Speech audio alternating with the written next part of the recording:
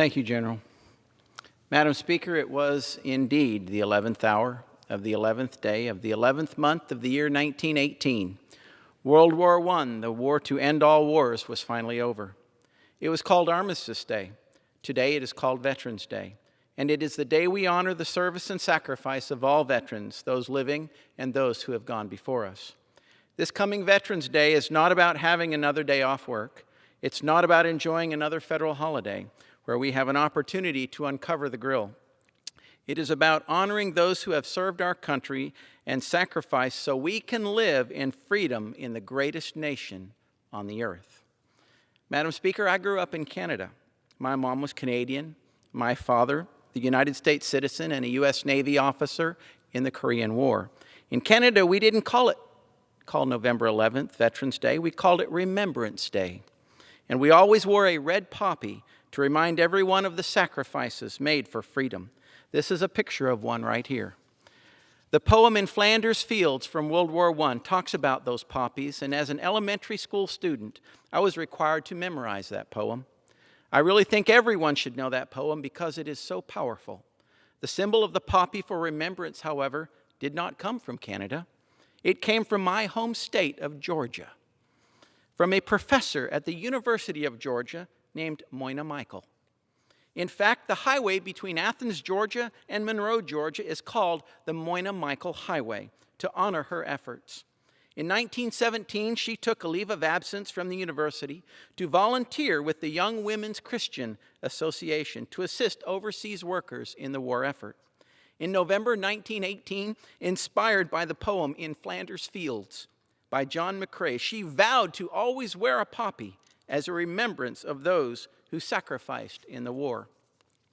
In Flanders Fields the poppies blow, between the crosses row on row, that mark our place, and in the sky the larks still bravely singing fly, scarce heard amidst the guns below.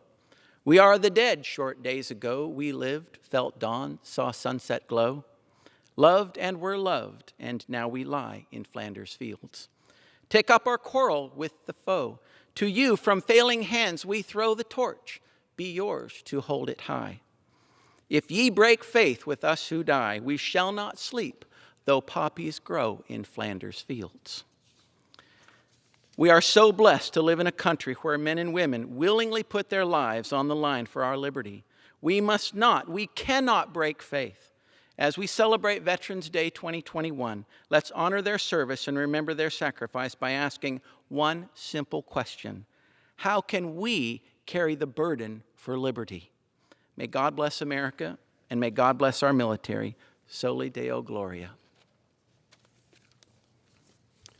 Thank you.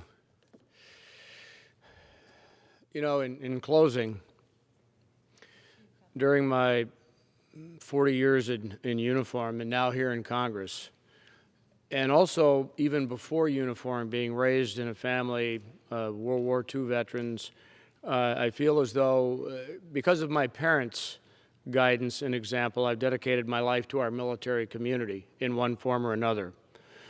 You know, but through all of that and all I've learned, there's one thing about Veterans Day that I really want to make sure that I talk about, and that is, all of you, talk to a veteran.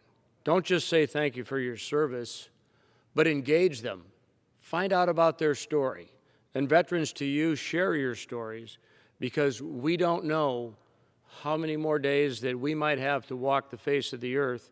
And it's so important for us to share our stories as veterans with the next generations.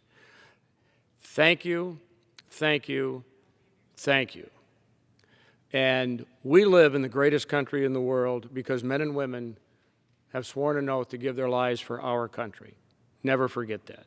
That's what makes us the United States of America. May God continue to bless our troops, all of our veterans, and their families. Madam Speaker, I yield back. The gentleman yields. Under the Speaker's announced policy of January 4th, 2021, the Chair recognizes the gentleman from Illinois, Mr. Davis, for 30 minutes.